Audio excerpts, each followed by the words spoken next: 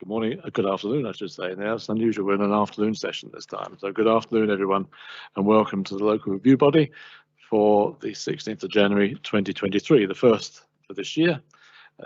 May I wish everyone a belated Happy New Year. It now calls on me to introduce the top table here, if I may. So first of all, I am Councillor Bob Braun. I'm the convener of the local review body, and I have with me today on my right, Councillor Dave Cuthbert, and on my left, Bailey Mike Williamson. We are all members of the planning committee, and there's a requirement to sit on this local review body. May I also introduce to my far right is Mr. Ross Burton. Mr. Burton is a planning advisor, an independent planning advisor, and has no prior involvement with any of the cases that we are discussing today.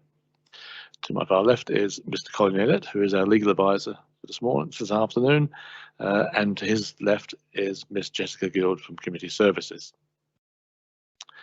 Now, may I ask, do any of you have a declaration of interest? Bailey Williamson and Councillor Cuthbert. Yes, if I can declare an interest in paper 7, please, the one referring to Croft Wine Milnerthorpe. Non-financial interest. Thank you very much. We'll have to call on our reserve on this case, Councillor Grant Stewart. Members, if it's all right with you and to give convenience to Councillor Stewart, can we move that paper to the first out of the order? It was the last one, so are we happy to move that to the first to allow him to come on the committee? Agreed. Agreed. Thank you very much. And before we get to that point, may I ask, with regards to the minutes of the last meeting, are we happy to approve? So that's really just Councillor Cuthbert and myself. I'm happy to approve. I'm also happy to approve. Thank you very much. So at that point, may I ask Councillor Cuthbert if you withdraw, and if I can ask Councillor Stewart to step in for you on this case.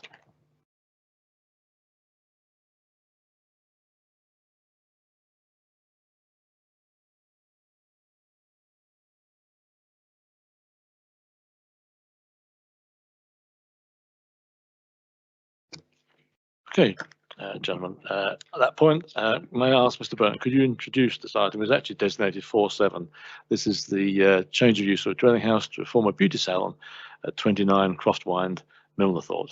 Mr. Burton.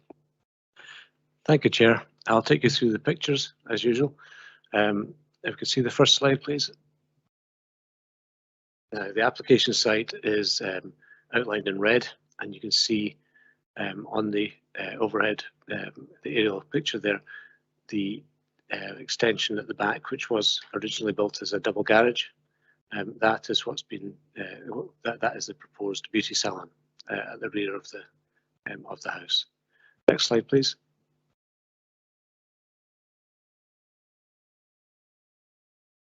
So you can see the cul-de-sac is similar two-storey houses. Some with the same garage at the rear, some of which don't. Next slide, please. The application property is the one in the centre of the photograph, and you can see it has woods at the back of it. Next slide, please. The driveway on the right-hand side of the house is leads to the area at the back where the salon is proposed. Next slide, please. And that's the driveway looking up to where the applicant's car is parked. And next slide, please. And that is the former double garage, which was previously turned into residential accommodation and is now proposed to be the salon. I think that's all. So if we go back to the original, thank you. Planning permission is sought for the use of the integral garage of a detached two-storey house and a cul-de-sac of similar houses in Milnerthorpe as a beauty salon. The salon would have 2 treatment rooms and a bathroom. It's attached to the rear of the house, and visitors would be able to park in the adjacent parking area, reached via the private driveway that runs up the side of the house. To sum up the applicant's case, the proposal has changed since the planning application was submitted to the extent that the applicant's daughter, who was originally included in the prospective business, no longer intends to work from the salon.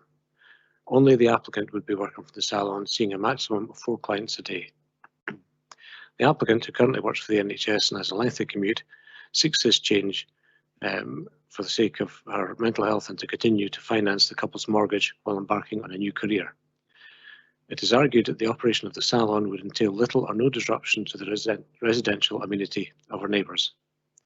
To summarise the report of handling, Policy 17, residential areas of the local plan, supports proposals for business and home working where they're compatible with the amenity and character of the area and where residential amenity is protected. Whilst the Council is supportive of proposals which enable people to open new businesses, it's important that these are in the right location. The proposal provides a workplace within a residential area for someone to travel to, and while the applicant has indicated that this would be her daughter, this could not be controlled by condition. In addition, the small number of daily appointments mentioned, 4 each, 8 in total, could not be controlled by condition.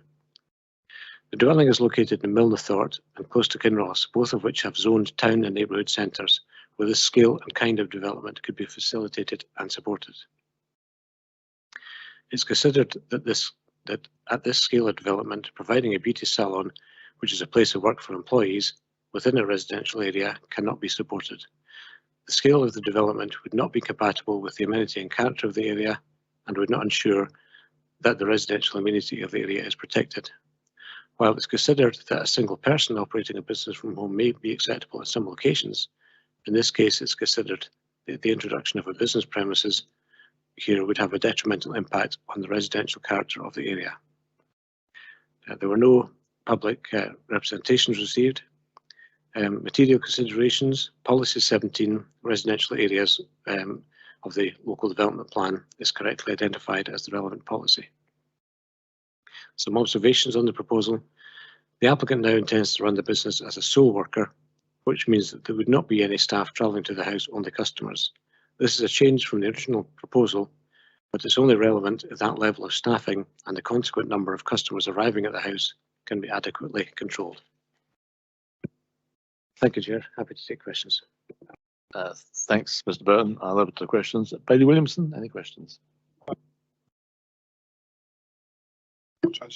Around Ross, I do have concerns about whilst you say there's ongoing parking on the driveway, but I think it's a detriment to residential amenity with cars driving in and out. Has that been taken into consideration?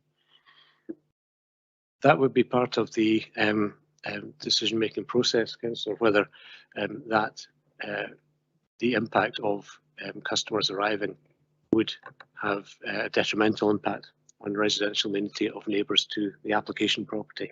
So that's part of the judgment that's required in this case. Any further questions? No further questions. Councillor Stewart.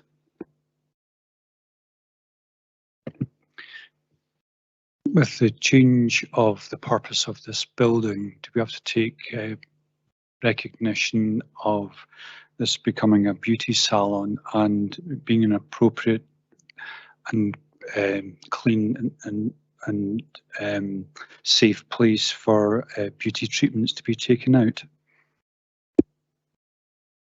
That would be a matter for building standards, who would need to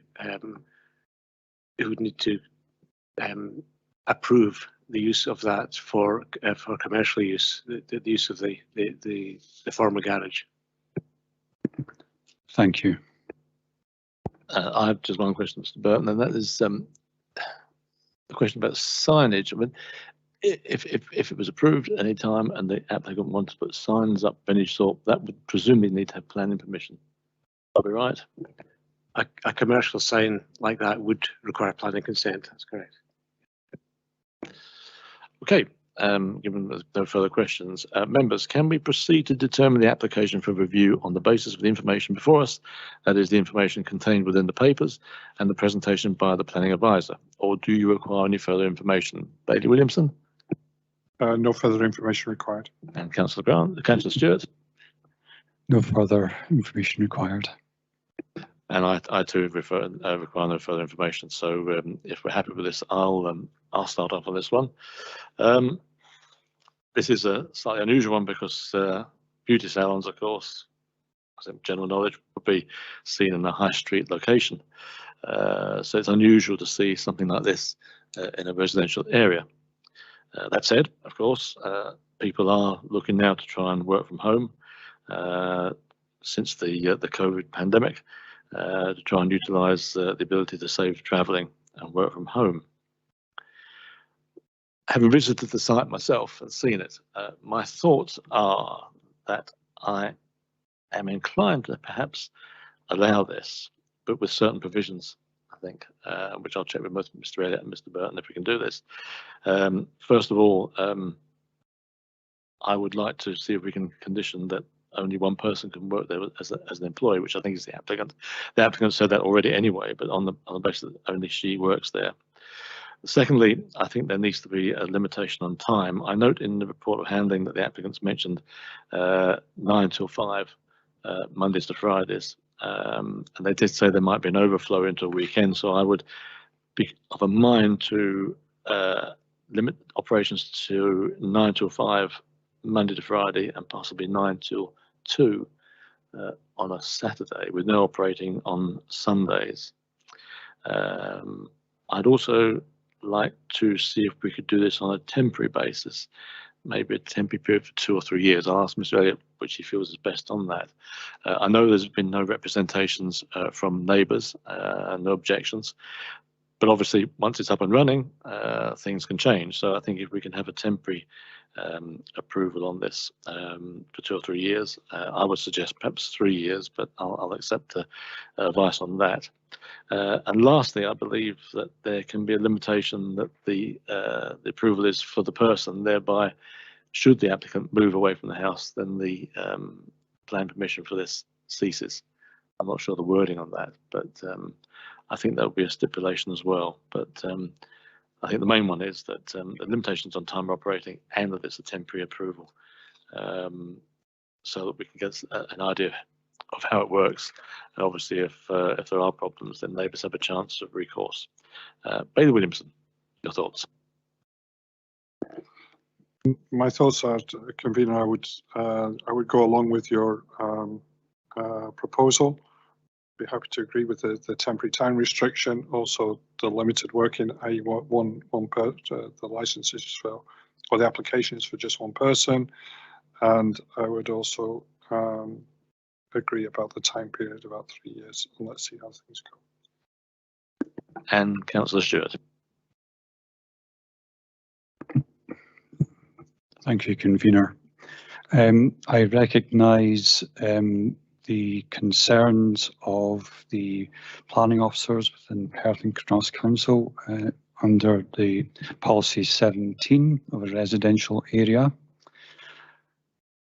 However, I am mindful of the changing times that we live in, and I feel that there could be some impact in the other local residents, but it seems to have reduced with the business model being halved. So I think we have to think about, if we are going to agree with this, which I am going to, I think we have to protect the residential area. So it has to be written in that this business runs with this applicant's name, and the times should be restricted wholly to Monday to Friday, 9 to 5. And I feel that this should be a temporary measure and reviewed in 3 years' time, but I'm mindful with guidance that could be reduced possibly. Thank you. So, Mr. Elliott, we have a majority decision here, a unanimous decision, I should say, with conditions on here for time, for a temporary period, and I think we've agreed on 3 years. Temporary times, I think 9 till 5, Monday to Friday.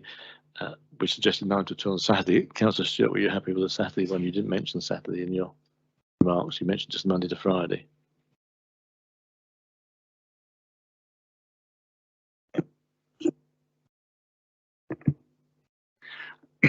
I would be mindful that we're in a residential area, and I would like to stay to the Monday to Friday.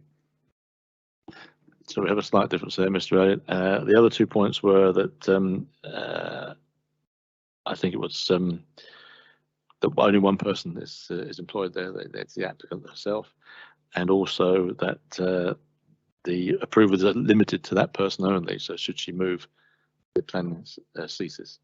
Not sure the wording of that, obviously, but that's how we stand. Just bear with me, Convener.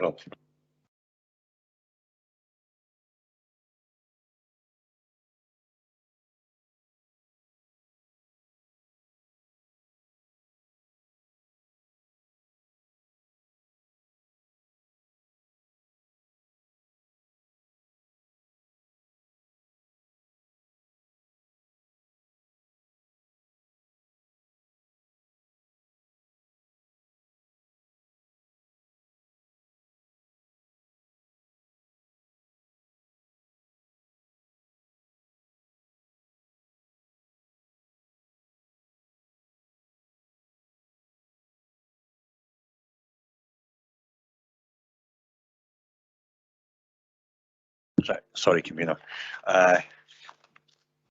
Yes, my understanding, go first of all with what I think you've decided is grant subject to suitable conditions and informatives on the basis that you consider it accords with a development plan. Now, presumably that's what's important here are the conditions, and you've specified 4 conditions. You do need to all agree those conditions. We've already got a potential difference on one of the conditions, so we'll need to iron that out. I don't think we could go further forward unless we do have agreement on that particular condition. I'll come on to that. Now, what I would say in general is, and I did look at this in terms of potential conditions and occupancy restrictions. I'm not going to say it's incompetent to place a personal condition limiting it to the individual, but it is indicated that those should be only used when special planning grounds can be demonstrated and where the alternative would normally be refusal of permission. So I'm not saying it's incompetent. It is competent to put those on, but it's unusual. It's exceptional, if you like. But that's what you're indicating you want to do.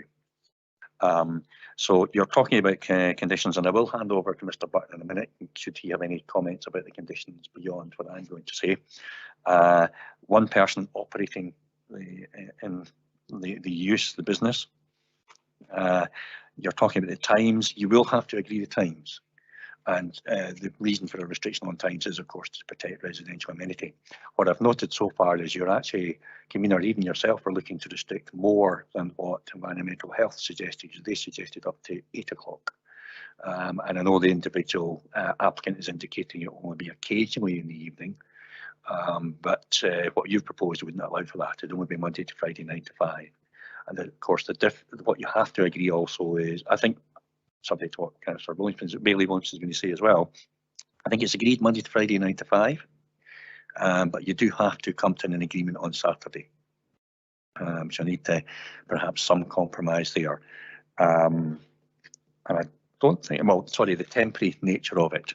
I think, again, that's a matter for you to decide. It could be monitored in terms of what the impact's going to be. I wouldn't be keen on anything less than a year for practical reasons, because almost as soon as it's granted, the person then has to apply, because the year runs out very quickly.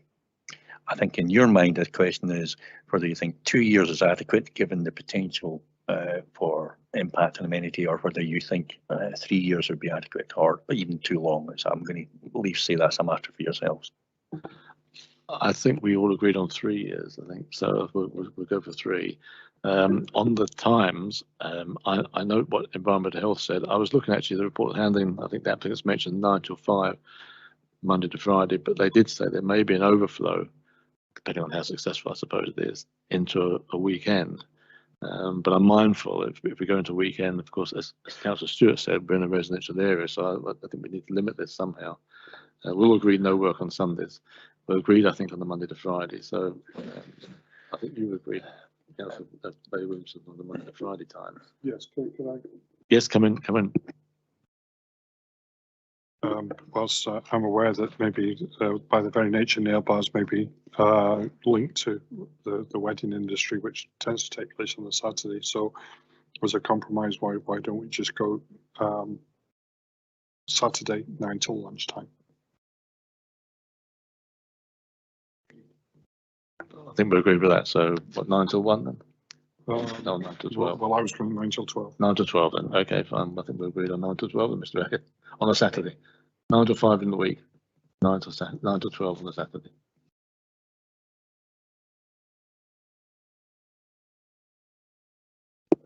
Right, we should hand over to Mr. Burton. Oh, sorry.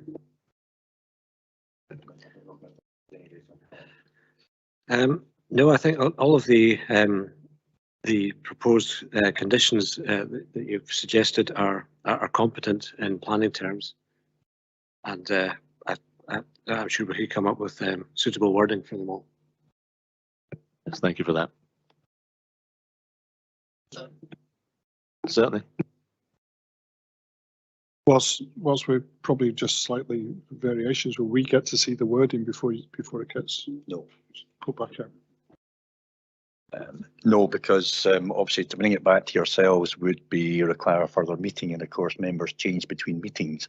The procedure we have in the LRB is that of course we get guidance from you just now, which we are doing, and then officers draw up those conditions, and it allows the decision notice to be issued relatively as quickly as we can. I think we would say not always as quick as we would like, but Fine. Thank you very much. And thank you, Councillor Stewart, for stepping in. That's it. Your contribution today. And we'll call back Councillor Cuthbert if we can.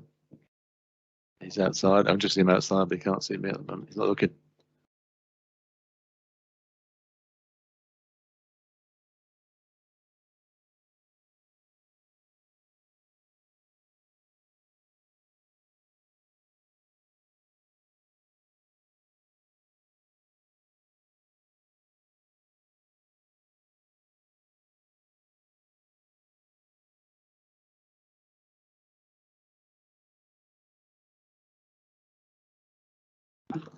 Welcome back, Councillor. And we'll now proceed back on to the agenda as timed. So we'll now start on item 4.1, which is concerning the erection of a dwelling house land 30 metres west of Wester Carmichael Cottage, Forgandenny Road, Bridge of Erne. Mr. Burton, if you could introduce this one. Thank you, Chair. To take you through the photographs, you can see the application site there outlined in red. It's a triangular site at the end of a row of houses. The houses closest by, the semi-detached cottage, or two cottages semi-detached, are listed category C, and you can see it's an open field to the west and to the south. Next slide, please. Now that's the looking along the site to the, if you like, the narrowest part. That's looking westwards towards the narrowest part of the site, from pretty much from the edge of it, the edge of it closest to the existing house. Next slide, please.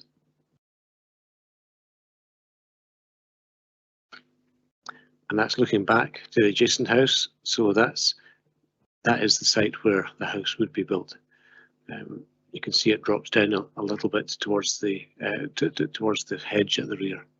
Next slide, please.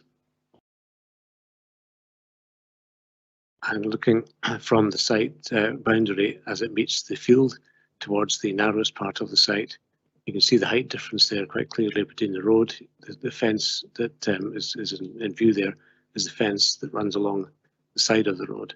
So there's a significant height difference there between the road and the ground level of the site. Next slide, please. And looking towards the field from the edge of the site, you see the closest house in that direction is separated by a fair distance across the field. Next slide, please. That's the adjacent house. You can see the strong line of the building line along the front and the ridge height of the two houses.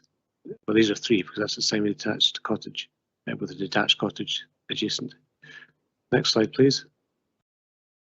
And looking back further along the row of houses, the house in the foreground behind the car is the is the adjacent house, and you can see the row of cottages is further down, spreads further down the road. Next slide, please. Now we're back to the original. So you can see the cottages that are further away from the application site tend to be newer, whereas the cottages closest to it are the listed cottages are older. They tend to be stone with a slate roof.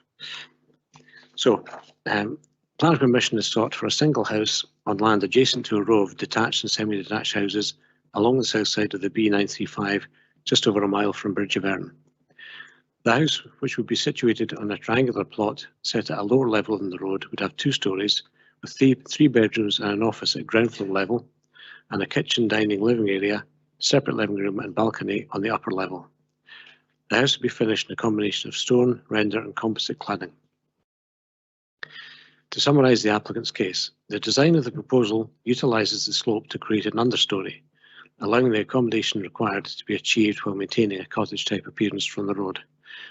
The roof pitch echoes that of the adjacent buildings. It's acknowledged that the southern elevation may be seen as significantly different from the older buildings in the group, but this elevation cannot be seen from the public realm and is designed to maximise solar gain.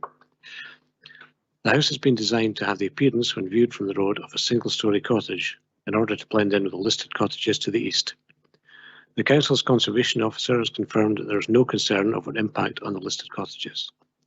The case officer has failed to analyse fully the compatibility of the proposal against Council policies and guidance. The proposal addresses the key criteria adequately, and in some cases in an exemplary fashion, responding to site topography and the requirements of sustainability and climate change. To summarise the report of handling, the principle of development on the site was established with the approval of application 20-00138 IPL, which granted permission in principle for a house on the application site. That approval was granted under Category 1 building groups of the Placemaking Guide, which states that new housing should respect the character, scale and form of the existing group and should not detract from the visual amenity of the group when viewed from the wider landscape. The dwelling is large, 1.5 stories, and is sited where adjacent dwellings are single-storey in appearance. The site levels have been utilised to try to mitigate the taller scale of the development, so that the ground floor of the dwelling is partially screened by a higher road level and site boundaries. However, the first floor of the dwelling will be fully visible. The new access formed to the west will require site clearance to form an access ramp and visibility displays, opening up the site where it's currently contained and introducing a large gable end view of the dwelling. The street elevation submitted shows that in long views the dwelling will not be significantly higher than its neighbours, but there are still remaining concerns about the overall development within the site and how the dwelling will sit beside the modest neighbouring cottage. To the rear, the mass of the dwelling is substantial, with large amounts of full-height glazing and a projecting gable which links to a covered lower terrace and first floor balcony. While the agent has made an attempt to contain the large detailed elevation to the rear, the overall scale of the dwelling in combination with the height and formation of the new access results in a dwelling of such a scale and design which will jar with the existing modest traditional row of cottages. The dwelling is situated 2.2 metres from the western boundary, with windows and a balcony proposed at first floor level. The agent has sought to address potential privacy issues by using opaque glazing screens to the balcony and opaque glass to the windows in the east elevation. It's considered that the impact of overlooking should be designed out of the dwelling rather than by the inclusion of glazing, which would need to be maintained in perpetuity. In view of this, it's considered that the proposal does not respect the character, scale and form of the group, detracts from the visual amenity of the group, and that a high standard of residential amenity has not been provided for existing dwellings. There were no public representations received. Material considerations, and the principle of development is not in question, so the relevant material considerations are policies 1A and 1B, placemaking of the Perth and Kinross Local Development Plan, and the Placemaking Supplementary Guidance 2020. Some observations on the proposal. The proposal attempts to blend in visually with adjacent cottages by using the configuration of the site and complementary materials and design. The decision before the committee today is whether the proposed design, including the finished materials, achieve that, or whether the massing of the house would be out of keeping with the existing properties in the row, in particular those immediately adjacent. The impact of the proposed house on the residential amenity of the existing property, of the adjacent property rather, is also a material consideration. Thank you, Chair. Happy to take questions. Thank you, Mr. Burton. I'll open up to questions. Councillor Cuthbert. I don't have any questions. Bailey Williamson. My questions were, I'm not sure whether Ross suggested this, but the houses that are adjacent to the proposed development are listed buildings. Is that correct? That's correct, Councillor. They're category C listed. Thank you. I have no questions myself, so we'll move on now. Members, can we proceed to determine the application for review on the basis of the information before us? That is, the information contained within the papers and the presentation by the planning advisor, or do we require more information? Councillor Cuthbert. Happy to proceed. And Bailey Williamson. Happy to proceed. And I turn happy to proceed, and I'll lead on this one again. Obviously, as Mr. Burton said, we're looking at this as the actual property itself. There's already in principle approval on the site. Having been there, I can see the argument that the architect is saying that when you look at the house, because of the lay of the land, you'll probably see it as seemingly as a one-storey building, but of course it's two at the back. However, my concern is the overall size of the property. I think in this particular plot, in association with the other buildings, of which obviously two are listed C, it seems somewhat large to me, and out of keeping, I think, with the line of buildings already on the site. So, whilst I accept the idea that you can get away with the two floors, but it appears to be one floor, the actual style of the property, the size of it, I feel, in my words, would be overwhelming the existing character of the road as it is. Therefore, I am of a mind to refuse the appeal on this basis. Councillor Cuthbert.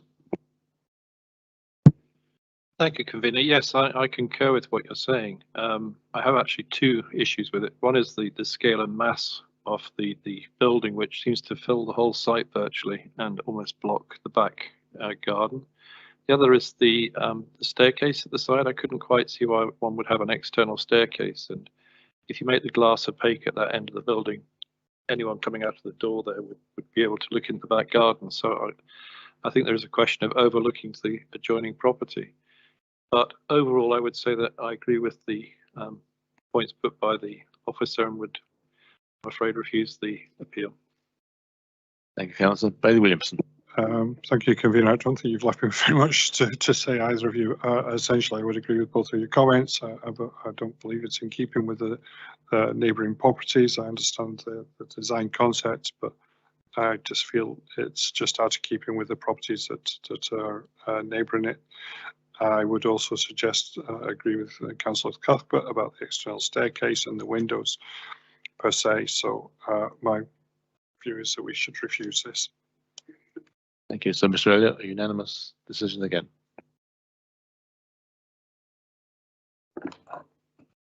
Yes, Convener, just direct you to page 59, which there is no grounds of refusal. I think what you've said is contained within those. I'm not hearing any suggested changes to those grounds of refusal. You're in agreement to refuse on those terms. That is it. Yes, I think. Yeah. Thank you. So, members, we'll now move on to the next paper, which is item 4.2, and this relates to the starting of 4 holiday accommodation units and associated works, land 350 metres west of Glen Sherrup Farm, Glendevon. Mr. Burton, if you'd introduce, please. Thank you, Chair. To take you through the photographs first, the site is remote. It's along a single track from Glen Sherrup Farm at Glendevon. You can see on the on the aerial shots there that there's not a lot of no buildings nearby. Next slide, please. So the application site itself is just off the single track road, which was formerly the site of a sheep pen, and indeed you can still see the stones of the wall that contained the sheep pen. Next slide, please. So this is the road leading to the application site. You can see the cattle grid on the road immediately in front, and the site is off to the left from there. Next slide, please. Looking back down the road from the site entrance, or proposed site entrance rather, the buildings you can see in the distance are Glensherritt Farm. Next slide, please. And looking from the road down to the site, you can see the remains of the wall, which surrounded the sheep pen, and you can see that the site of the proposed holiday accommodation units is quite flat. Next slide, please. Closer to the site, you can see the terrace, if you like, that the holiday units are proposed to be situated on, surrounded by the remains of the wall. Next slide, please. And looking from the site itself back towards the farm, you can see the undulating countryside, woodlands to the right, and the burn stream running a bit lower than the site down towards the farm. Next slide, please. That's the corner of the site looking back towards the road, which is the access. You can see the remains of the wall, still reasonably intact as a dry stone wall in parts, which that's the wall that surrounded the sheep pen originally. Next slide, please. And looking the other direction, away from the farm, you can see the remains of the wall continuing, and the site itself is relatively flat. Next slide, please. And then we're back to the aerial picture. So, planning permission is proposed for 4 holiday lodges at a rural location to the southwest of Glensherritt Farm, Glendevon. The lodges are proposed on the site of a former sheep pen. The former wall of the pen is proposed to be rebuilt to form the boundary to the site. The units would have a single kitchen, dining, living, bedroom, and a separate shower room. They would be finished with timber cladding and would have a green sedum roof. They would utilise solar panels, which would be on the roof, and ground source heat pumps. A new driveway from the single track road would access 1 parking space per cabin. To summarise the applicant's case, the proposal meets a specific need by virtue of its quality, uniqueness, and location close to other tourist facilities. The site is in a recognised tourist area along the Hart 200 route and close to Glensherritt Fishery, to which the applicant has fishing rights. The location chosen is attractive and within easy reach of Auchterarder and Glen Eagles. The size, design and location of the cabins would ensure that the development blends in with the surrounding countryside. The former sheep pen is located on a natural shelf within the landscape, and the cabins would have the appearance of a field shelter. Their combined floor space is roughly equivalent to the building that used to occupy part of the site. 2 holiday chalets adjacent to Glensherritt Farm were approved in 2012, and the attention of the committee is drawn to other similar developments in the wider area: Springfield Farm Bothies near Kinross and Fossaway Cabins, Bow Mill. To summarise the report of handling, Policy 8, Rural Business and Diversification of the Local Development Plan, is of relevance in the determination of tourist-related development, such as that proposed. Development supported under this policy should generally be within or adjacent to existing settlements. Sites with existing settlements may be acceptable where they offer opportunities to diversify an existing business or are related to an existing site-specific resource or opportunity. Proposals must meet all criteria to be acceptable in terms of Policy 8. The proposal fails to meet the requirements of the policy in that the proposed cabins would not be satisfactorily accommodated within the landscape, and there are no site-specific qualities which would set the site apart from others in terms of tourism. The supporting information refers to a list of potential attractions, some close by, others further afield, such as St Andrews and Scone Palace. The proposal fails to meet categories D and E of the policy and also conflicts with policy 9C, chalets, timeshare and fractional ownership, criteria C, as it does not meet a specific need by virtue of its quality or location in relation to existing tourism facilities. The proposal does not, in addition, comply with policies 1A and 1B placemaking and policy 39 landscape. It's considered that the proposed tourist accommodation would compete with the historic walling of the Sheep Pen, which is located in a visually exposed section of the Upper Glen, and would erode local distinctiveness and visual and scenic qualities of the landscape. No public representations were received. Material considerations, policy 8, rural business and diversification of the local development plan has been identified as the most relevant policy, with policy 9C, chalets, and policies 1A and 1B, and policy 39 also of relevance. Some observations on the proposal. The committee needs to consider whether the proposed design and materials of the proposed chalets and their situation within the landscape are in accordance with or in conflict with local plan policy, and whether the attraction of tourists to the area would outweigh any other considerations. Thank you, Chair. Happy to take questions. Thank you, Mr. Burton. Councillor Cuthbert, any questions? The only question I had was really about the policy 9C chalets. This says under category C, meet a specific need by virtue of its quality or location in relation to existing tourism facilities. I'm a little bit confused of what the word quality means there. Is that the quality of the development or the quality of the location? My reading of the policy is that it's quite open, but I would take it in this instance to refer to, well, to both, I think, the quality of development in the location and the quality of the location itself. But I would suggest that quality of development is perhaps the more important of the two. Thank you. I have no more questions. Bailey Williamson.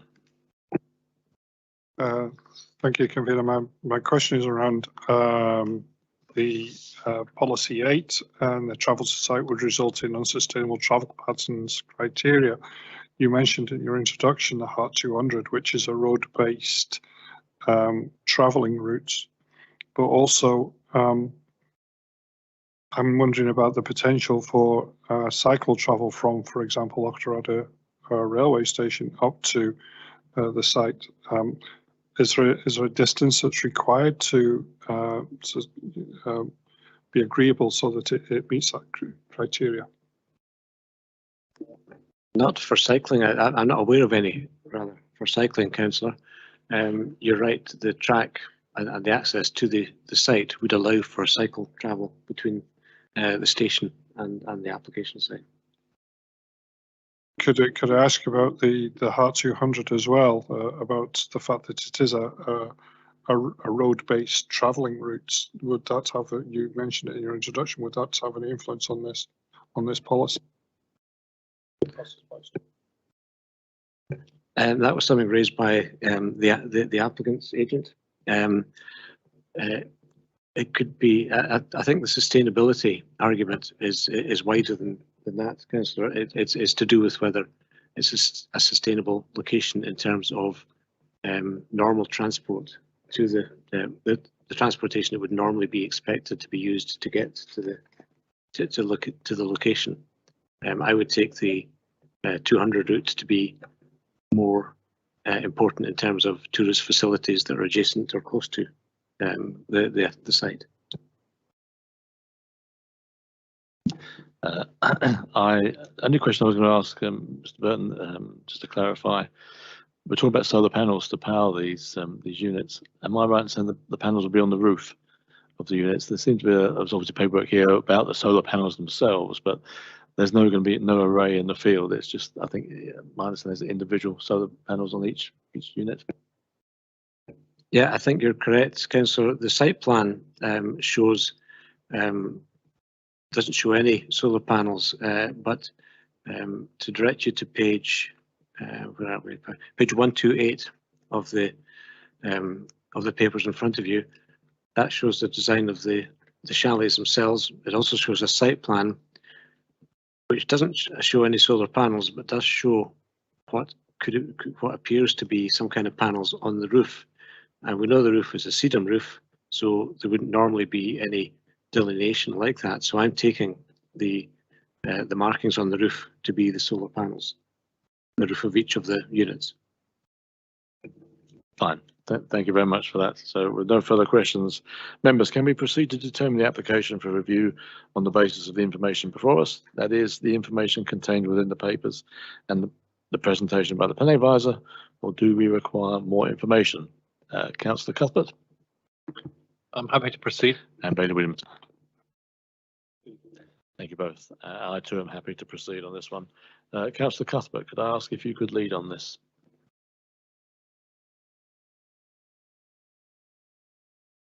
Sorry, it's me. Thank you. Yeah, right.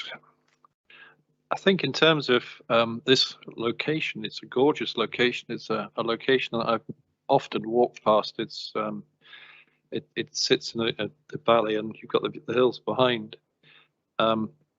However, I think this development doesn't enhance it, and it's going to look kind of out of place because it sits in the middle of the valley. There's no screening, there's no sort of walls or anything that define the site clearly. The walls are very small.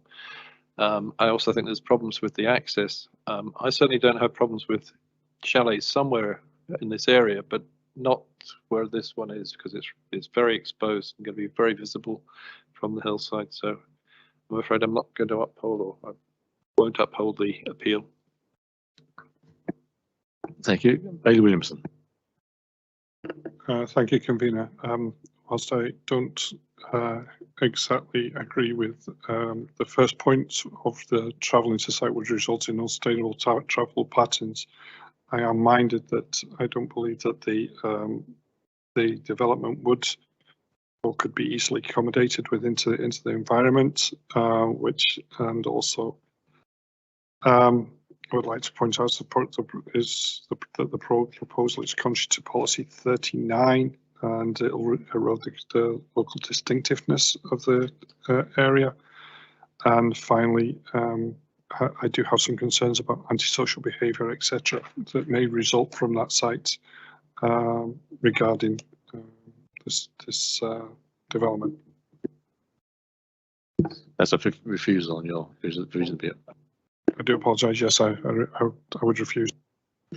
Thank you both. So, from my view, I'm going to go against both of you on this one, I'm afraid. I visited the site myself. I journeyed from the A9 down the A823. It is, as Councillor Cuthbert said, a beautiful area, beautiful glen, and you turn into this site. It is a very narrow track, frightening track in some places, I might add. But having been there, the point of this, I think, is the isolation, for people to go and enjoy this site. People want to go there to be isolated away from people. It's a beautiful place to be. I suspect that people who would use these chalets would utilize walks and may even cycle in the area up into the hills. It is a lovely site. I feel the design of the chalets would blend in with the area as has been described. There's questions of unsustainable travel. Well, the A823 already has traffic on it. People already live on this site at Glen Sherrup Farm, so there's already cars going in there. And quite frankly, we have to accept that the car isn't a way of accessing isolated places such as this. And if we're constantly worried about unsustainable travel, we basically won't develop anything if we go on like that. I think in this case, it's not a point that's valid here.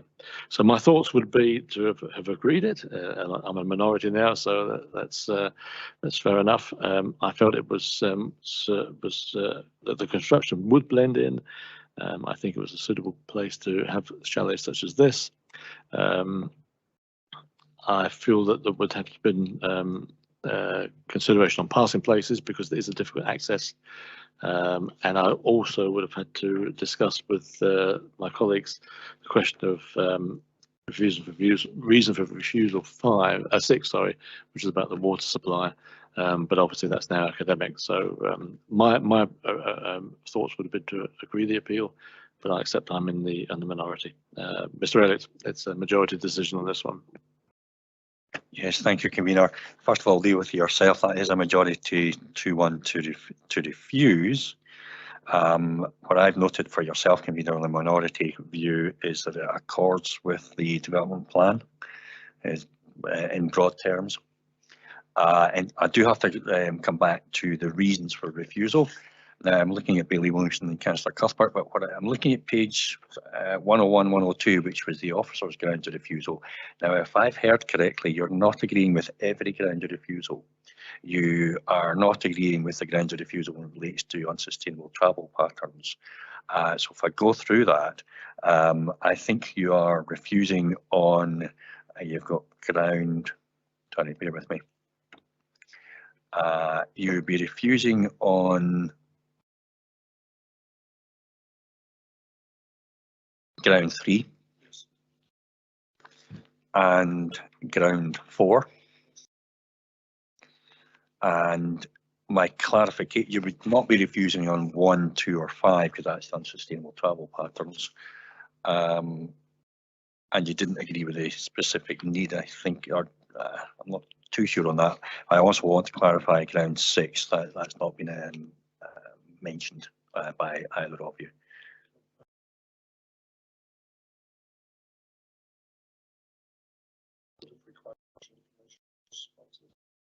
So you would leave that in. Yeah, Councillor Cuthbert is 3, 4 and 6. You agree with that? Yes. Yes. Yeah. Okay. Right. Thank you, Convener. Okay, thank you very much. We'll then move on now to item 4.3, which is another question of holiday accommodation. This is citing 2 holiday accommodation units and associated works down 30 metres northeast of Stable Cottage in Huntingtower Field. Mr. Burton, if you could introduce that for us. Thank you, Chair. I'll take you through the photos first. Okay, the application site is, you can see on the screen there is a fairly large rectangular area to the north of the applicant's house and Stable Cottage, which the applicant owns and rents out. Stable Cottage is part of the application site because the parking area for the proposed use would be in the parking area in front of Stable Cottage. Next slide, please.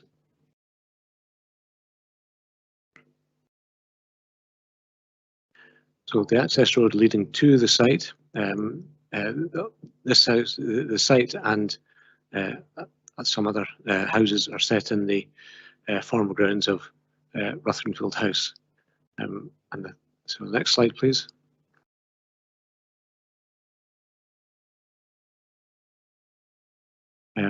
What you can see there is on the right-hand side is the applicant's house, and straight in front is part of Stable Cottage, the rental property that the applicant rents out. The large tree you can see behind Stable Cottage forms the edge to the site, which is to the right of the tree. Next slide, please. That's the parking area in front of Stable Cottage, is taken with Stable Cottage behind the camera, looking towards the applicant's house. Next slide, please. And looking back down the driveway, away from the Stable Cottage parking area, down the access driveway to the site. Next slide, please.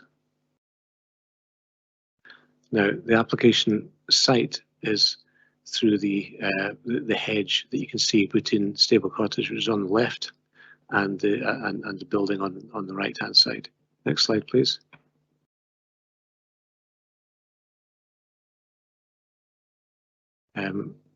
That's the edge of the application site. You can see obviously a field gate and a pedestrian access gate, both leading into the site. Next slide, please. And looking back from the site itself, through the gate towards the parking area at Stable Cottage. Next slide, please. And looking along the boundary to the site, the building you can see through on the other side of the fence there is the garage associated with Rutherford House, which is the closest dwelling apart from Stable Cottage to the application site. Next slide, please. And looking at the site itself, you can see it's a substantial site with a fairly substantial boundary, tree boundary to the right, wall to the left, fence and trees to the left. Next slide, please. That's looking towards Rutherford House from the site itself. Next slide, please. Back to the original. You can see that slide shows quite clearly the proximity of other houses. So the proximity of Stable Cottage and Rutherford House to the site. You can see that there's a separation of a tree belt as well as the fence that we saw from the earlier photographs. So planning permission is sought for 2 shepherd hut style holiday lodges in a former paddock associated with the former stables of Rutherford House in Perth. The former stables are in use as holiday accommodation known as Stable Cottage. The huts would be on wheels and would comprise a single room and shower room. They would measure 6.1 by 2 metres and would have an attached raised deck measuring 6.1 by 2.4 metres. The proposed site plan shows the huts located on the left-hand side of the paddock, facing away from Rutherford House, the closest house to the application site. Visitors to the huts would use the existing parking area in front of Stable Cottage and the applicant's house. To summarise the applicant's case, a pre-application inquiry brought to the response that the proposal would comply with Policy 17 residential areas, although it was noted that residential amenity would need to be considered. Stable Cottage has been a successful holiday let for over 30 years, but changes to letting procedures brought about by the recent COVID pandemic have impacted on the business. The 2 additional units are sought to help rebuild the applicant's business. The proposed huts are angled away from Rutherford House, from which the site is separated by mature trees. The decking area of each is not large. It would accommodate a table and chairs and perhaps 2 sun loungers, and the orientation of the units would ensure that any activity in the decks would be separated by the cabins themselves, as well as the mature tree boundary. The huts would have no windows on their west elevation, so there would be no loss of privacy. Discussion with Perth and Kinross's flood prevention team have ensured that all wastewater proposals are acceptable and that the huts would not be susceptible to flooding. The huts will use services already in place for Stable Cottage and the applicant's own house. It's contended that the proposal complies with the local development plan and will benefit the local economy, as well as ensuring that the applicant's business remains viable. To summarise the report of handling, Policy 17 of the adopted local development plan applies. This identifies residential and compatible uses inside settlement boundaries where existing residential amenity will be protected. Encouragement will be given to proposals which fall into one or more of 5 categories of development. Category D, business, home working, tourism or leisure activities is relevant here, as the proposal is for holiday use, although there's still a requirement to ensure the operation of this use is compatible with neighbouring residential properties. The siting of caravans for holiday accommodation use is not considered to be compatible with the amenity of adjacent residential properties that are in close proximity. It's considered that the noise from the daily operations of the commercial use would conflict with the residential amenity of the area and contravene Policy 17. The application has also not provided sufficient information on fill drainage or any lighting which should be associated with the development. This could have an additional impact on residential amenity.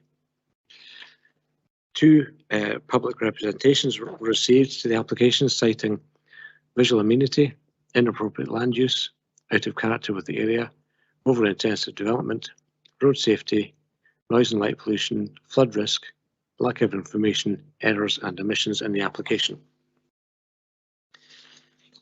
On material considerations, Policy 17 is identified as the most relevant local development plan policy.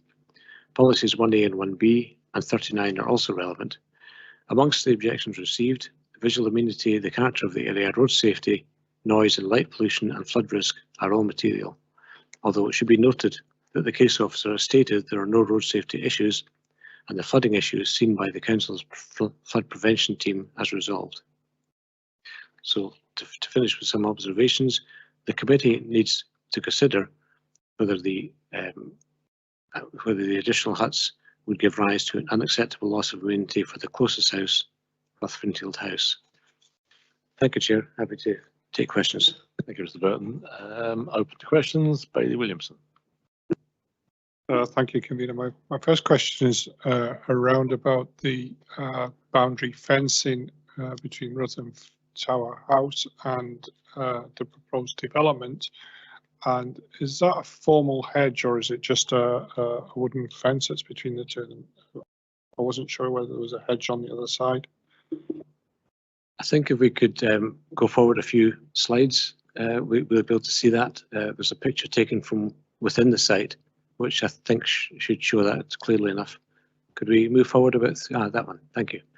Yes, you can see there's a wooden fence, perhaps 1.82 meters high. I'm afraid I didn't measure it. And there are some trees on site, which during winter, when this was taken, obviously, don't offer a huge amount of protection, but in summer would offer more visual protection. Would it be possible to get the photograph that shows the other side of this site? Keep going. That's the one. Is that a managed woodland just down the right-hand side of that, or is that just something that's just been planted up? I don't know, Councillor, is the answer to that one. It's not very wide. I think you can see a sort of dark edge to it through the trees there. It's a kind of boundary to the road on the other side, but it could well be managed. I'm sure it has to be managed to some extent, but I'm afraid I don't know the answer properly to your question. Thank you. Councillor Cuthbert. I have no questions. I have just one, and you touched on it, Mr. Burton, I think, and that was to do with lighting. This may just be a matter for the licensing side of things from a caravan point of view, but presumably there would have to be lighting put into the actual structures, the shepherd's huts, and that lighting may, as you said, may infringe on the neighbouring amenity. Is that actually a necessity to have lighting on paths? You know, that was in the that was referred to in the report of handling, Councillor. Yeah, as a caravan license will be, a caravan site license will be required. I'm not an expert on these matters, but I believe that does include adequate lighting. I don't think there's any paths proposed to the two units, but I would imagine for dark nights there would need to be some lighting so people could find their way from the car park. But that in itself would obviously affect the amenity as well of the area, I would have thought. That is one of the matters raised in the report of handling, yes. Thank you. So, thoughts, Mr. Ed? Yes, maybe just encapsulate it in another way is my reading of the report to handling is that the officer was aware the caravan site licence would bring in other requirements, which then you then know when taking into consideration in terms of the amenity in planning terms, you're aware there's going to be lighting there, and it's for you to make your mind up on the effect of the amenity.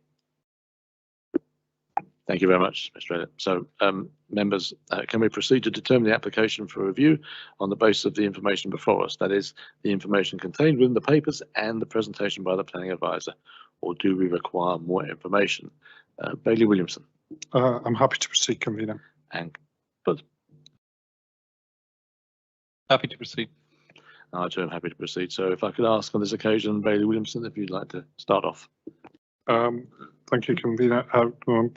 I would agree with officers that this is contrary to Policy 17 regarding the style and design of the caravan units. I am concerned that the large outdoor decking is facing to the west, not to the east, where you would catch evening sunshine. But the second point is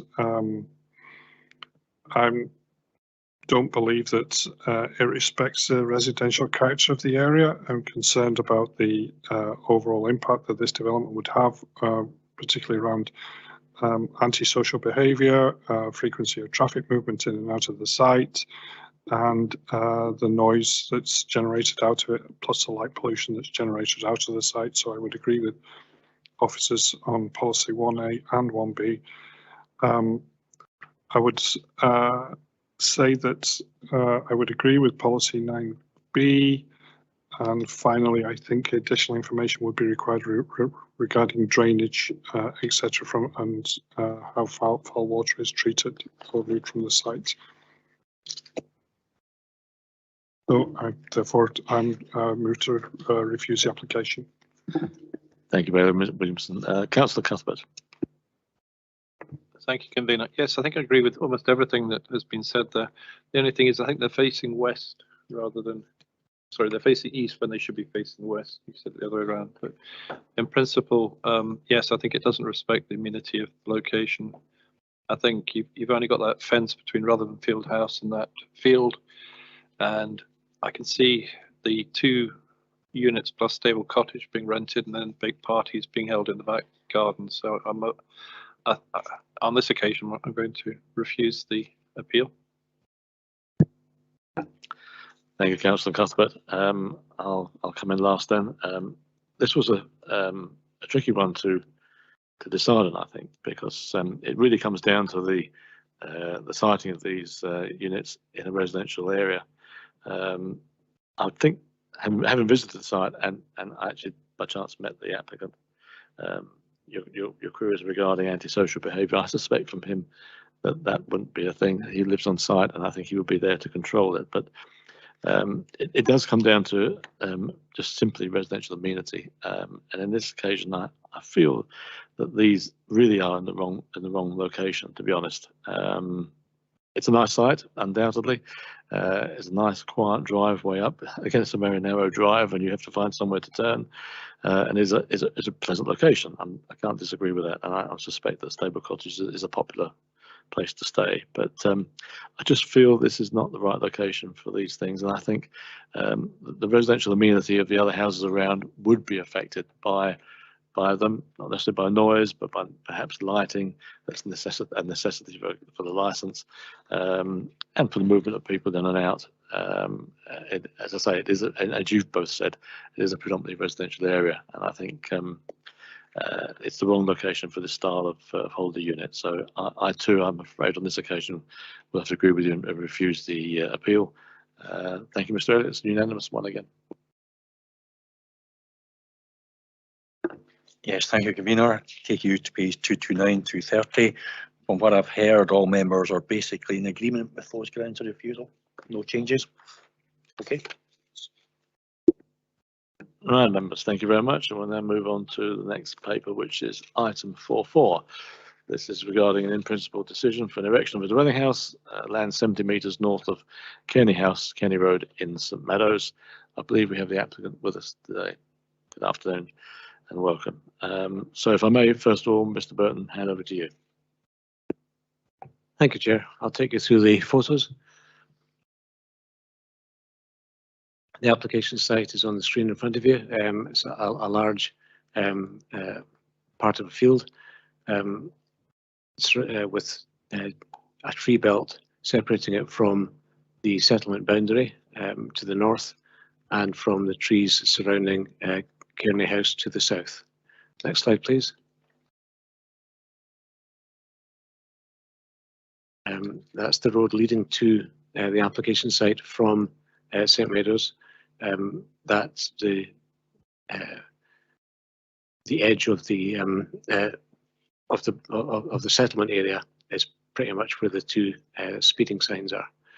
Next slide, please.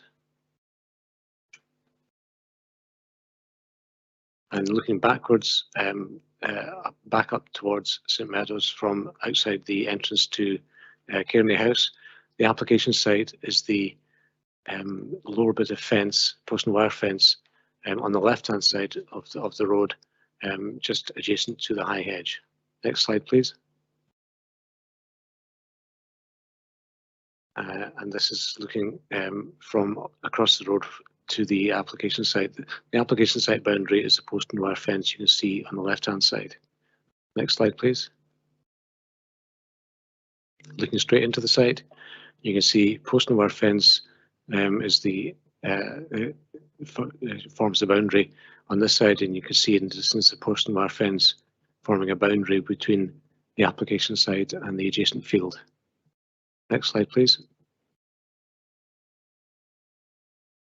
Looking at it from the field gate, the application site boundary is quite clearly shown on the far side, the post and wire fence, and it's quite clear that the site is bounded on other sides by woodland. Next slide, please.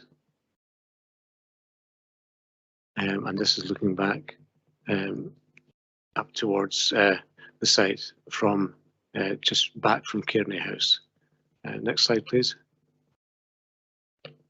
And that's Kearney House itself behind high hedges, which is separated from the site by the trees that you can see on the right-hand side of the picture. Next slide, please. And that's looking directly across the road from the site at the open countryside beyond. I think that's the final slide. Yeah, so planning permission is sought for the erection of a single house on a large plot of land to the north of Kearney House, just outside the settlement boundary of St Meadows. The site extends to 3,300 square metres, bounded to the north and south by established woodland, and to the east and west by post and wire fencing. It was previously in agricultural use. To summarise the applicant's case, the site is too small for viable agricultural use and would extend the group of houses formed by Kearney House and the two detached houses immediately south of it. It forms a logical infill site, and the house proposed would be part of that building group. Landscaping is proposed, which should define the two boundaries currently defined by post and wire fencing. To summarise the report of handling, the application site is out with the settlement boundary of St Meadows, so the application falls to be considered under Policy 19, Housing in the Countryside. While this policy acknowledges that opportunities exist for housing in rural areas to support the viability of communities, the Housing in the Countryside supplementary guidance provides greater clarity on the categories of development that will be permitted under Policy 19. That guidance suggests that new housing might be acceptable if it would be part of a building group or an infill site. There's an existing group of 3 or more buildings to the south of the site, although the northern edge of this group is separated from the application site by a block of woodland around 30 metres wide. The proposal is therefore not considered to extend the building group into a readily defined adjacent site. Whilst there are established boundaries formed by the two wooded areas to the north and south of the site, the application site does not physically or visually relate to the rest of the group. The boundary to the west is defined by a wire fence. It's also not considered to be an infill site within the terms of the Housing in the Countryside policy, as it's part of a gap between two wooded areas rather than between two houses or a house and another substantial building. The proposal is therefore not considered to comply with Policy 19. The site is on prime agricultural land, Grade 2. Policy 50 of the Local Development Plan states that outside identified settlements, development on prime agricultural land will not be permitted unless it's necessary to meet a specific established need or as a small-scale development directly linked to a rural business. The site does not meet any exceptions that would allow development on prime agricultural land, and accordingly it conflicts with Policy 50. No representations were received for the application. Material considerations: Policy 19 is identified as the most relevant local development plan policy, and Policy 50, agricultural land, is also relevant. Some observations: the issue for consideration is whether the site would, if developed, form part of the housing group to the south, and whether the land is not viable for any form of agricultural use. Thank you, Chair. Happy to take questions. Thank you, Mr. Burton. If I may ask a question, on going back to Policy 19, you explained quite clearly Policy 50. Policy 19, we talk about defined sites. Am I right in saying that a post and wire fence is not classed as a boundary officially in the policy? You're correct, Councillor. A post and wire fence is not seen as a boundary treatment that would define a site in terms of the policy. Councillor Cuthbert. I have no questions. Bailey Williamson. My only question was regarding the woodland to the south. I take it that would be a commercial wood, which is at the bottom of the woodland that's at the bottom of the picture there. I've no knowledge whether it's a commercial woodland or not, Councillor. It did have the appearance of that when I visited the site, but whether it's actively used commercially, the applicant doesn't say. I don't think so. I couldn't confirm that one way or the other. We have no further questions, so we'll move on to the next part. Members, can we proceed to determine the application for review on the basis of the information before us? That is, the information contained within the papers and the presentation by the planning advisor, or do we require any further information? Councillor Cuthbert. Happy to proceed. And Bailey Williamson. Happy to proceed. I too am happy to proceed on this one. So if I may, I'll start again on this one. Looking at the paperwork, we have two policies which we have to look at, policy 19 and policy 50.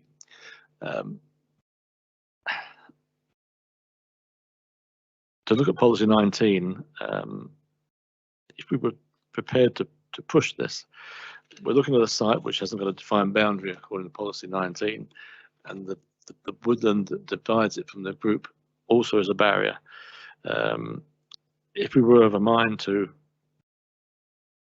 override policy 19, we then have the problem of policy 50, which Mr. Burton's clearly read out the exceptions that can be made here. I'm of an opinion that there is we would have to push too hard to agree this. I think to agree the appeal. I note that this has been put before the council before, and the reasons for refusal were the same then.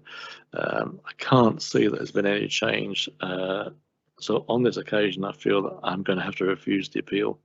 I don't feel there's sufficient reasons to overrule either of these policies in this occasion, particularly policy 50, which I think is the important of the two.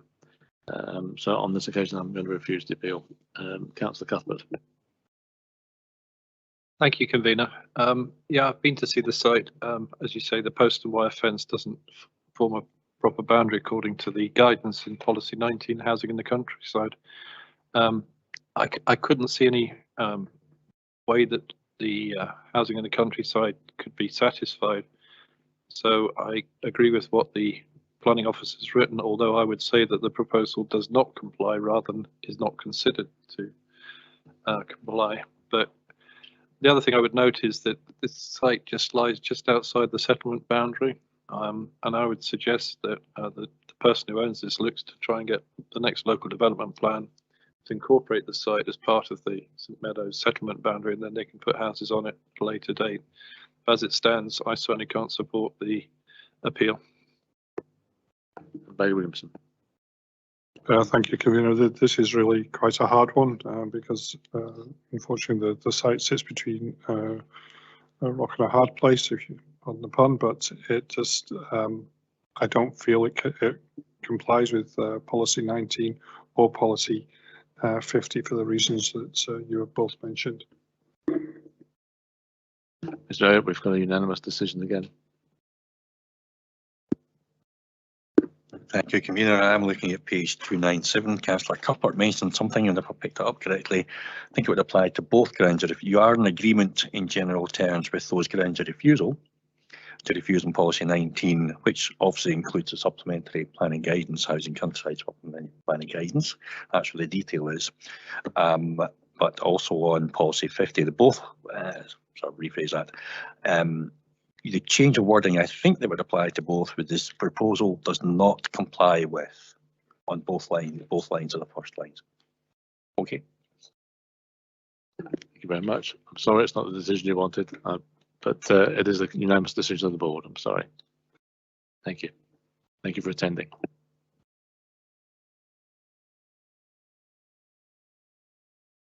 Members, we'll now move on to item 4.5, which is the erection of a dwelling house, agricultural forestry storage building, stables and associated works, land 180 metres east of Garden Cottage, Octorada. Mr. Burton, again, if you would introduce, please. Thank you, Chair. And as usual, I'll take you through the photographs.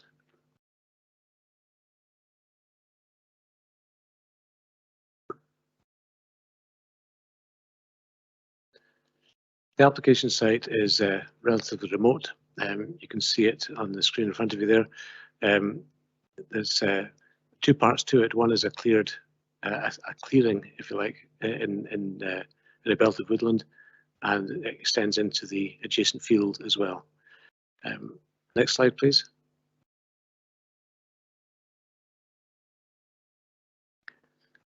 So the application site is along this track from the road that leads through the area. You can see a wooden structure on the picture there. That is immediately to the south of the site. Next slide, please. And this is looking back down towards the road from a parking area that is adjacent to the site. The site of the house proposed is immediately on the left-hand side. Next slide, please. That's looking towards the site. The shed on the left-hand side is not part of the application site. The red line runs just beside it, but it is associated with the applicant's development. The house proposed is to the right of the tree that you can see on the right, and the agricultural sheds proposed are to the left of that, beyond the gravel roadway that you can see. Next slide, please. That shows the site more or less in its entirety. The house is proposed to the right of that tree that you see in the clearing, and the two agricultural sheds are shown to the left of the tree, and within the field on the left there. Next slide, please. That's the location of the proposed agricultural sheds, which would be slightly cut into the slope. Next slide, please.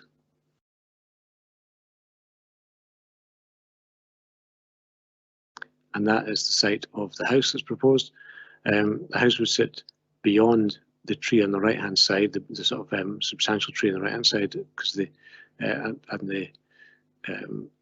site extends to the right behind that tree. Next slide, please.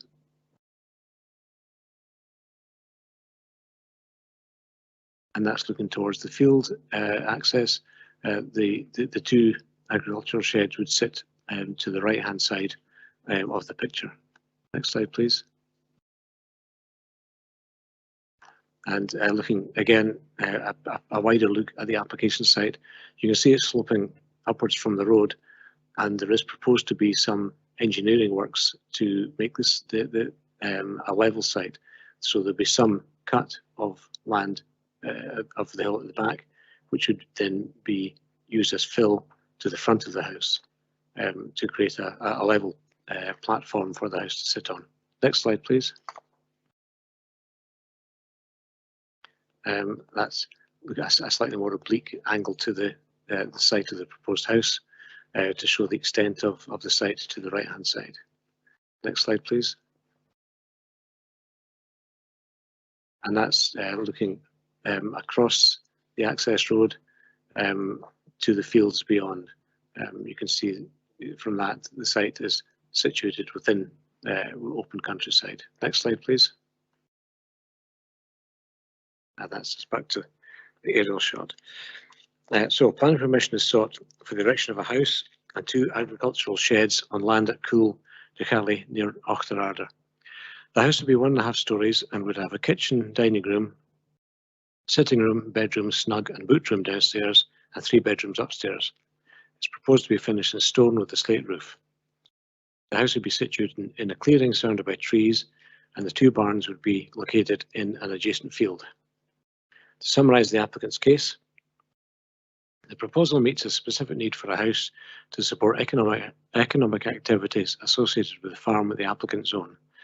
39 hectares of the farm is woodland, 23.9 hectares is laid to grass, and 3 hectares is let for growing barley. In the summer, the grassland is grazed by cows and bulls, and in the winter by 100 sheep and lambs.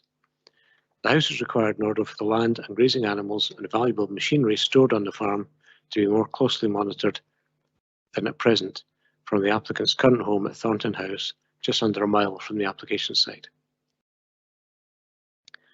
A labour requirement report has been submitted by the applicants. This is on pages 397 to 407 on the papers before you. It argues that a presence on the farm is required for animal welfare, which might need a presence at any time, for ongoing woodland management and for security. The main path through Clone Glen is a footpath, which means that it attracts walkers and cyclists, leading to continuous maintenance liabilities for the applicant and exacerbating security concerns. The report concludes that the farm has a total labour requirement of just over 2 standard labour units to continue to operate. The applicant intends to build a new stable block, which would house 6 horses, adding to this total. The house is proposed in a location which would ensure that it's not highly visible, and the 2 agricultural sheds would also be partially screened by mature trees, as well as being slightly dug into the hill, reducing their profile and visual impact. To summarise the report of handling, Policy 19, Housing in the Countryside, supports proposals for the erection or creation through conversion of single houses and groups of houses, subject to them falling into at least one of the prescribed categories. Category C refers to the supplementary guidance. Category 3.3 of that guidance, where a new house is required to support an existing business, is relevant. In relation to houses with farm workers, a new house can be supported where this is essential to the continued operation of the farm for animal welfare reasons. The report submitted in support of the application suggests an overall labour requirement equating to over 2 workers. The business currently only has 1 house, and therefore permission is being sought for a second. It is noted that the existing house in which the applicants reside is approximately 1.1 kilometres to the northwest of the proposed new dwelling. Category 3.3 of the guidance states that a new house must be essential to the continued operation of the farm for animal welfare reasons, so the inclusion of woodland and grassland management in the report is questioned. If, as is stated in the report, much of the time spent on animal welfare is spent looking after horses, that time can only be included if the horses comprise part of the business, that is, if they are not merely for personal use. Even were the various elements to be accepted as part of the running of the farm, there is still a requirement for applicants to demonstrate that the provision of the additional house is essential to its continued operation. Whilst the applicants may wish to have a house closer to the centre of the bulk of their land ownership, no argument has been put forward to suggest that the business cannot continue to be operated from the existing property, which is located a relatively short distance away. Placemaking Policy 1A also requires development to contribute positively to the quality of the surrounding built and natural environment. The positioning of the house within the woodland would not enhance the surrounding environment, and the 2 agricultural sheds would be located on an existing sloping grassed field where substantial cut and fill would be required. Together with the proposed house, the extent of the proposed development fails to respect the character and amenity of the place and would not contribute positively to the built and natural environment. The siting and design proposed would therefore be contrary to placemaking policies. The site is also around 350 metres from Ogle Hill Fort, a scheduled ancient monument.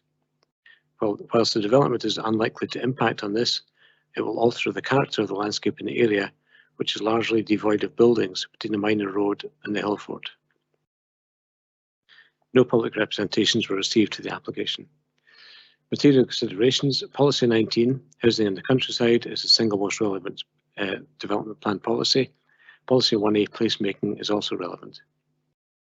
Observations. The committee needs to consider first whether the proposal meets the criteria for a new house in the countryside under the relevant category. If it's considered that it does, then it stands to be assessed against Policy 1A of the LDP. While the proximity of the site to Ogle Hill Fort is mentioned in the delegated report, it does not form one of the reasons for refusal. Thank you, Chair. Happy to take questions. Thank you, Mr. Burton. Councillor Cuthbert, any questions? I just wondered, is that the U25, the grey line that's shown on the photograph there? I'm not entirely sure, Councillor. It was certainly a very minor road when I accessed the site. I'm not sure of its classification. Okay, no, it's just it was referred to in the transport planning report, but I'll take it that it is. It was just talking about the bell-shaped bell mouth on the junction. Yes, you're quite correct. In that case, that must be the road that's referred to. So yeah, it must be the U. Thank you, that's all. Bailey Williamson. No question. I just have one. It's the house itself. Looking at that map we have at the planet we have at the top within the red line. I'm assuming the house itself would sit in that green space, so surrounded by the trees. Is that the basic plan? That's correct, Councillor. The house would sit within the clearing, which is defined by, if you like, a semicircle of trees, and then a line of a smaller line of trees to the north. And on the other side of that line of trees to the north would be the two sheds. Thank you, Mr. Burton. I'm afraid I was very close to seeing the site, but I think I must have missed a turning somehow. I was there in that part of the world anyway. Members, can we proceed to determine the application for review on the basis of the information before us? That is, the information contained within the papers and the presentation by the planning advisor, or do we require more information? Councillor Cuthbert. I think we should possibly do a site visit, and there is information I think that might be requested. So, for example, if they're building within trees, there maybe should be a tree survey, possibly an ecological report. I didn't see anything on surface and foul drainage, and there was also the transport planning section that I wasn't quite clear why they needed the Bellmouth, because the road's very quiet. But I think I would prefer to defer. So just kind of, I can clarify for a second. You're looking to defer, but with a site visit, although you've actually seen the site yourself. I have, but I believe others couldn't find it.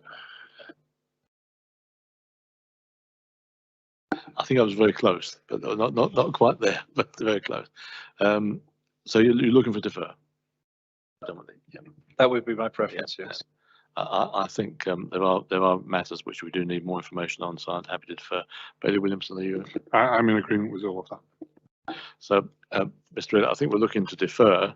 I think we've mentioned the tree survey report, and looking at the paperwork we have, I think we need an ecological report, some information on foul drainage and the surface water, how that's going to be dealt with, and where the means of that are going to be. And I noticed there was some remarks from transport planning and how the road links to the U25 and to do with visibility displays. I'm not sure how you'd want to word all that, but I think that's the information we do need, looking at the report of handling. And we looks like we have to have a site visit as well.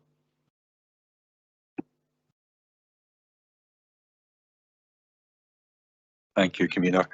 Writing it down best I can, bearing in mind consultation responses, etc. as well. I think what we've got is defer for the applicant to produce, and it would be the applicant producing this information. Firstly, a tree survey. Secondly, an ecological report.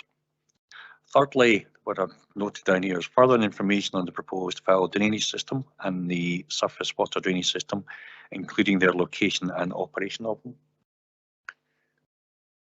Fourthly, further information on how the existing private track connects to the U25 road, particularly visibility displays. That comes from the consultation response from transport planning. And with development management being given the opportunity to comment on those, that's normal. It has to be specified, but that's normally what you do. And I would say on this occasion, there may well be services behind development management that will need to look at it. But rather than specify those, just leave it to development management to speak to them. I can think of the biodiversity officer and transport planning immediately behind that. But also, lastly, you've mentioned a site visit. Now, I do have to clarify, do you want it accompanied or unaccompanied? And accompanied would mean with the applicant and interested parties. I think normally it's unaccompanied. Normally unaccompanied. If Councillor Cuthbert's going to take the lead on this anyway, because he's the only one who can find a place. So it's up to him. Thank you. Thank you very much. So we decide on that one, defer, and with a site visit, which we'll arrange in due course. I'm assuming Mr. Burton, you would come along with us on that. I would assume so, Councillor. Yes. Thank you very much. Okay. So members, we now move on to what is now the last paper, having obviously moved what was going to be the last paper forward for the substitution. So we're now looking at number 4.6, which is the extension to a dwelling house and formation of raised terrace revised design for Moyle at Glenfoot, Abernethy. Mr. Burton, if you could introduce again. Thank you, Chair. I'll take you through the photographs as ever. There's the application site before you. It's a house on the side of the road, which is in the village of Abernethy. It says close to, but not far. It's close to, but not part of the main part of the village. Next slide, please. So the application property already has work being carried out. The work being carried out is to implement a consent which has been granted for the extension of the house, which is very slightly different to the application which is under consideration here. Next slide, please. Looking at the application site from the other angle, you can see clearly where the extension is. It's to the left of the main house, and you can see the roof plane follows the roof plane of the main house. You can also see that the ridge drops down slightly to the extension. Next slide, please. And looking at this slide, you can see, not extremely clearly, but you can see in between the extension, which has on the front of the house, you can see two windows in the extension, and looking closely between at the junction between the existing house, that's the frontage, which is white, and the extension, which has the Tyvek cladding on it, the temporary cladding on it. You can see just there's a dark line separating the two. That's because the extension is set back very slightly from the main elevation as required. You can also see the flat roof in between the portion of the roof which is flat, rather, at the top of the roof, which is required in order to lower the ridge height as required by the by the original application. Next slide, please. And this is from looking at the other side of the house, and you can see again the slight setback of the extension from the main elevation of the house, and you can see the flat part of the roof where the ridge is dropped to accommodate the requirements of the existing consent which is being implemented. I think that's all. I don't think there's any more slides, so back to the one more slide. That's just showing that's showing the proximity of the house to the main part of the village, which you can see on the other side of the field there. Next slide, please. That's it. Yeah. So planning permission is sought for the extension of a detached house at Glenfoot, Abernethy. Consent was approved under application 22-00173 FLL on 8th of June 2022 for an extension which is the same as that applied for here, apart for some amendments which were agreed with the architect. And these were to reduce the maximum height of the extension by 0.25 of a metre, to set back the front and rear elevations of the main section of the extension from the existing building line by 0.09 of a metre, and to set back the front and rear elevations of the main section of the extension by 0.09 metres from the building line of the existing house, and set back the front elevation of the smaller section of the extension by 0.24 metres from the front elevation of the main section of the extension. The internal floor layout and other elements of the approved extension remain unchanged. To summarise the applicant's case, the changes that the case officer sought to the original design are not justified, as the original design was sympathetic to the main house and not detrimental to it or the surrounding area. The changes make an already tight internal area smaller and raise workmanship durability issues which can be avoided. The house is screened to some extent from the road, and the other houses on the same side of the road are long buildings with a similar ridge height, None has a flat roof as proposed by the amended design. The extension is sympathetic to the house and the immediate area, and the radical design amendments proposed by the case officer are unnecessary. To summarise the report of handling, the revisions proposed to the original design were the minimum that were required to make the proposal acceptable. They were not as radical as had been hoped, but were an improvement that helped to break up the mass of the overall development. The proposal fails to comply with the placemaking supplementary guidance, which advises that extension should be a subordinate addition to the main house. The proposed extension is not set back from the frontage of the building, and the roof ridge level of the extension is not lower than that of the existing building, resulting in a lack of subordination to the existing building and a lack of a separate identity to the extension. Due to its design and siting, the proposal does not respect the character or visual amenity of the existing dwelling house, is therefore contrary to Policy 1A, placemaking of the local development plan, and does not complement its surroundings, as therefore contrary to Policy 1B-C, placemaking of the local development plan. No representations were received. Material considerations: placemaking policies 1A and 1B are identified as the most relevant local development plan policies. Observations: the committee needs to consider whether the construction of the extension to the original design is unacceptable in terms of placemaking. The relevant part of the placemaking guide states extensions should respect the shape, scale and proportions of the existing building and relate to the roof pitch and the original building depth. In most cases, an extension should be a subordinate addition in all respects. New roof ridges should not normally exceed the height of the original. A new ridge line, which is set lower than that of the original, will generally be more acceptable. Thank you, Chair. Happy to take questions. Thank you, Mr. Burton. Bailey Williamson, do you have any questions? I have no questions. Councillor Cuthbert. No questions. Just a minor point, I suppose, Mr. Burton. I mean, obviously, when the photographs show it, and I've driven past it, obviously work's ongoing. I mean, if this was to be approved, is it going to be a major job for them to change the structure now to bring it into line with what we might approve? If we go back to one of the about 2 or 3 pictures in, I think we could perhaps answer that one. Could we go forward about a couple of slides, please? Yeah, if we stop at that one, it looks to me as if the finish that's on the what would be the ridge level is a temporary finish. Doesn't seem to me a great issue for the developer to continue the ridge, the roof line up to a ridge to meet the same height as the existing ridge. It could be. It looks to me as if it could be easily finished in both ways with minimal disruption or cost. I'm not so sure about building the wall out to the full extent. It looks to me as if that would necessitate moving that wall, although it is only a timber frame at the moment, and the brick skin isn't on it. Thank you very much.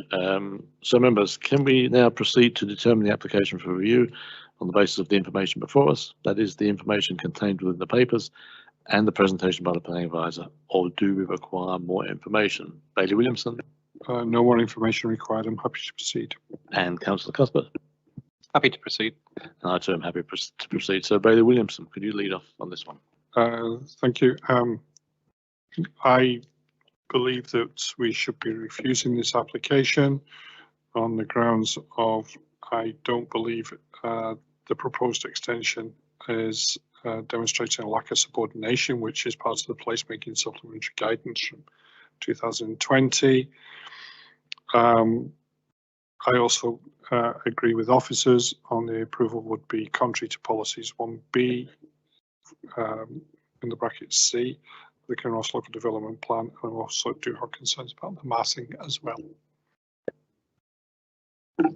Thank you very much. I'll come in on that point. On this occasion, I'm going to have to disagree with him, Bailey Williamson.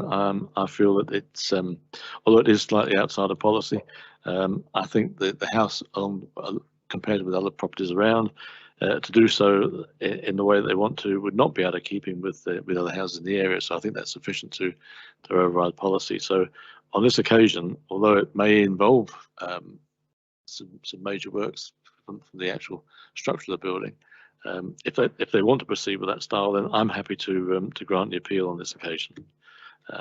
Councillor Cuthbert. Thank you, convener. I do like it when I get the casting vote. I agree with you, which makes a change. Yeah, no, I think the purpose of the placemaking guidance is really to avoid terracing, and I don't see any danger of that in this situation. I also don't like flat roofs. I think flat roofs in Scotland always leak, so I'd much rather have a pitch to the roof, the top of the roof. So I'm in favour of giving consent to upholding the appeal. So, Mr. Elliott, on this one, we're back to a majority decision. Yes, thank you, convener. What I've got is the majority agree. I think it'd be fair to say you grant subject to suitable conditions and informatives. The justification is, although it's contrary to policy, it is in keeping with the general area. And of course, the minority decisions to review is more or less in line with the officer's report. Okay. Thank you very much. And that now brings us to the end of today's meeting, because as I mentioned before, we took the last case first. So thank you all again for your attendance today, and we'll see you on the next one. Thank you very much.